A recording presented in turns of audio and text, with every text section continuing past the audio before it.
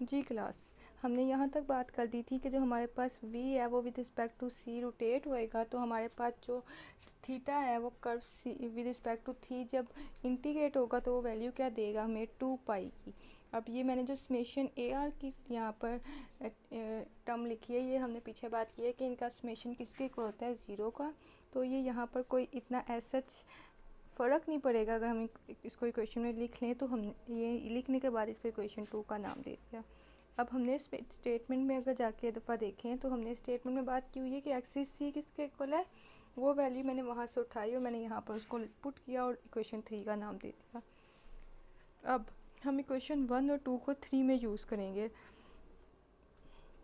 अगर 1 में देखें तो वो हमें के जी with respect to curve integrate होने की वैल्यू मतलब जियोडेसिक की वैल्यू दे रहा है, और यहाँ पर हमारे पास इक्वेशन 2 से 2 पाई की वैल्यू आ रही है। अगर मैं इक्वेशन 2 और 1 को 3 में पुट कर दूँ, ये आप देख सकते हैं कि पुट करने के बाद कटिंग करने के बाद मेरे पास एक्सिस सी किसके इक्वल आ गया, मैंने उसको इक्वेशन 4 का नाम दे दिया। अब अगर हम ये देखें तो हमारे पास तो ये कर्व में वैल्यू आ गई है, हमें किस में चाहिए, सरफेस में।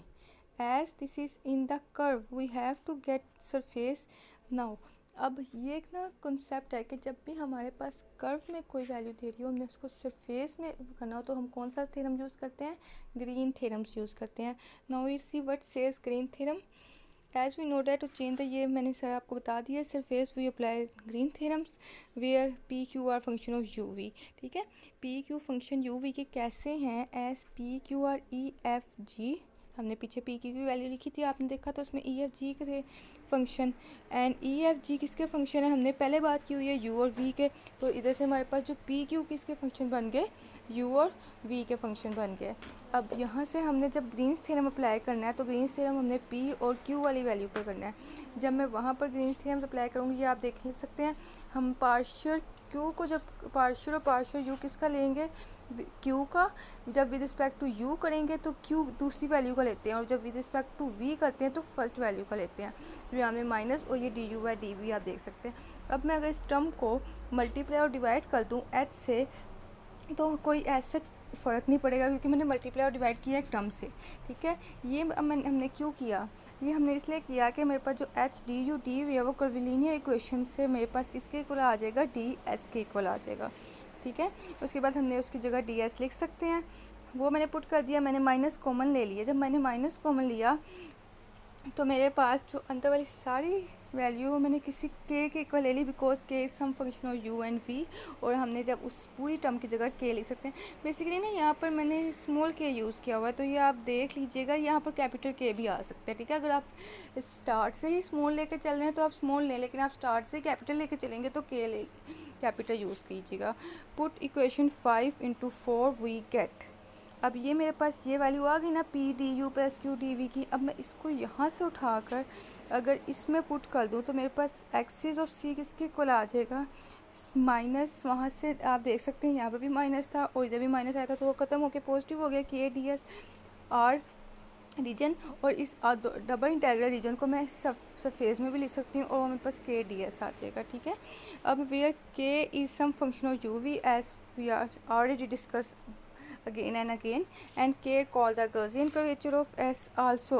अब जो यहाँ पर हमने लिखा है ना कि के डी एस सी हमारे पास 2 पाई एक्स एस के इक्वल होता है, जो इसमें एक्स एस होती है ना, ये हमारे पास क्या होता है, आइलर कैरेक्टरिस्टिक होती है किसी भी सरफेस की। अब हमारे पास ये तो बेसिकली सारा था गॉस बोनेट थ्योरम जो मैंने एक्सप्लेन कर दिया है, ये इसका प्रूफ भी हो चुका है, एक्सप्लेनेशन भी हो चुकी है। अब एक और है गॉस बोनेट फार्मूला है तो बेसिकली उसमें से ही ड्राइव किया हुआ है, लेकिन बस इसकी हम स्टेटमेंट देखेंगे, ये ऐसा इम्पोर्टेंट नहीं है, जो इम्पोर्टेंट था वो हम प्रूफ के साथ कर चुके हैं। ये भी एक उसकी ना बेसिकली आप ना बुक्स में देखेंगे तो हमारे पास ना 2 टाइप्स के गॉस बोनेट थ्योरम ज़्यादातर बुक्स में लिखे हैं, एक को वो लोकल गॉस बोनेट थ्योरम कहता है और एक को ग्लोबल गॉस बोनेट थ्योरम कहता है। इस फार्मूले में वो क्या कहते हैं, let C be a curvilinear polygon of class C2 on a patch on the surface of class greater than C3। suppose that C जो है has a positive orientation, के वो पॉजिटिवली मूव कर रहे हैं, suppose that its interior on the patch is simply connected, then ये वाली value अगर हम देखें इन्होंने कहाँ से ड्राइव किया है, तो अगर हम अगर फर्स्ट पेज पर आ जाएं तो ये देखें यहाँ से उन्होंने ड्राइव की हुई है। अगर यहाँ से मैंने ये देखें फुल टर्म मेरे पास एक्सिस की जगह किसके इक्वल है, के डी एस के, हमने प्रूफ कर लिया है।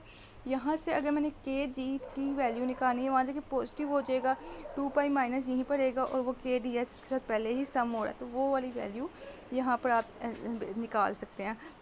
और यहाँ पर फिर आगे फिर रिप्रेजेंटेशन लिखी हुई है कि जो हमारे पास के जी है वो किसके इक्वल होता है, सी आर के हैं। अब नेक्स्ट वीडियो में हम इसकी कुछ एप्लीकेशंस को डिस्कस करते हैं।